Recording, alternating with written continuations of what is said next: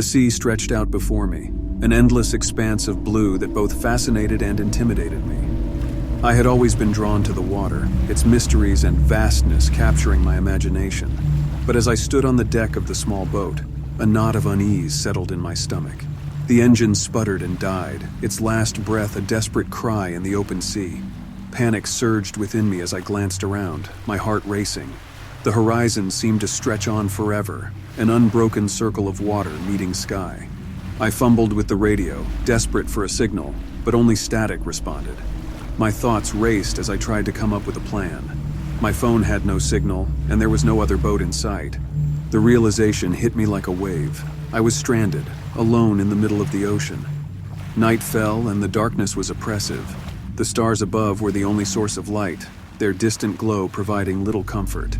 I huddled in the cabin, wrapped in a blanket, the sound of the waves against the hull like a constant reminder of my isolation. As the hours passed, the sea grew restless.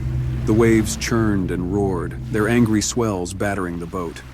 I felt small and insignificant, a mere speck in the vastness of the ocean. Fear gnawed at me as I imagined the depths beneath me, the unknown creatures that lurked in the darkness. Days turned into nights, and desperation set in. My supplies dwindled, and with each passing moment, the sea seemed to grow more hostile. I scanned the horizon, my eyes straining for any sign of rescue. But the horizon remained unchanged, a cruel reminder of my solitude. And then, on the fourth night, I saw it, a light in the distance. Relief flooded through me as I realized that help was finally coming. I frantically waved my arms, shouting at the top of my lungs. The light grew closer, its glow revealing the silhouette of a ship. But as the ship drew near, a sense of unease washed over me. It was old, its paint peeling, its structure worn by time and the relentless sea.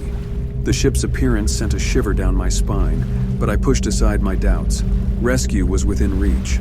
A rope ladder was thrown overboard, and I climbed aboard the ship with a mixture of exhaustion and gratitude. But as my feet touched the deck, I felt a strange sensation, a chill that seemed to seep into my bones. The air was heavy with a damp, salty scent, and the ship's groans echoed in my ears like distant cries. "Thank you," I called out, my voice shaky but filled with relief. There was no response, only a haunting silence that settled around me. I turned to see the crew, but what I saw froze me in place. Their faces were pale and gaunt, their eyes hollow and empty. They stood in eerie stillness, their movements unnatural and disjointed. My heart raced as I backed away, a cold realization settling over me. This was no ordinary ship, no ordinary crew. Dread pooled in the pit of my stomach as I realized that I had exchanged one nightmare for another. And then, with a sudden jarring motion, the ship began to move. It creaked and groaned as it sailed through the water, its course erratic and unpredictable. Panic surged within me as I stumbled to the edge of the deck, my eyes wide with terror. "Stop! Let me off!" I shouted, my voice echoing into the void. But the ship continued its relentless journey, its destination unknown. I was trapped, a captive on this vessel of the damned. The crew moved towards me, their hollow eyes fixed on me with an intensity that made my blood run cold. With a burst of adrenaline, I turned and leaped overboard, the icy water enveloping me. I swam with all my strength, my heart pounding, the darkness of the sea swallowing me whole. The ship's eerie glow faded in the distance, but its haunting presence lingered in my mind. As I swam, the water grew colder, the depths below me becoming a bottomless abyss. And then, a glimmer of light appeared, a faint otherworldly glow that seemed to come from the very depths of the sea. The water around me grew colder still, its grip on me unrelenting. And then, with a sudden violent force, I was pulled beneath the surface. The water closed over my head and the darkness consumed me. My lungs burned, my limbs grew weak, and as I looked up towards the distant surface, I saw the ship's ghostly glow, a haunting reminder of the fate that awaited me in the depths below. The water whispered its secrets, its chilling embrace a final embrace as I descended into the abyss. And as the light from above grew dimmer, I realized that the sea had claimed me, a small, insignificant sacrifice to its unyielding depths.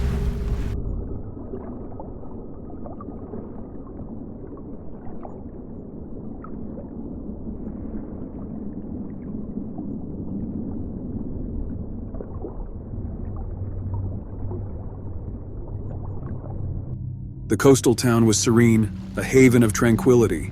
I often found solace by the sea, its waves whispering ancient secrets. One evening, as the sun dipped below the horizon, I heard a melody, soft, haunting, and irresistible.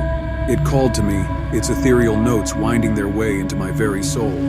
Following the music's enchanting trail, I ventured closer to the shore. Moonlight danced on the water's surface, casting an eerie glow.